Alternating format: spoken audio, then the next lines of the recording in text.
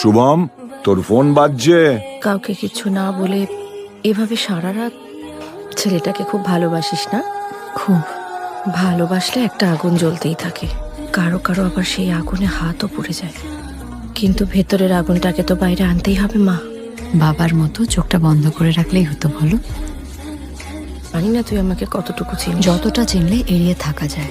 এই যা, এই কথাগুলো তুমি এবার কাকাকে গিয়ে বলবে নাকি?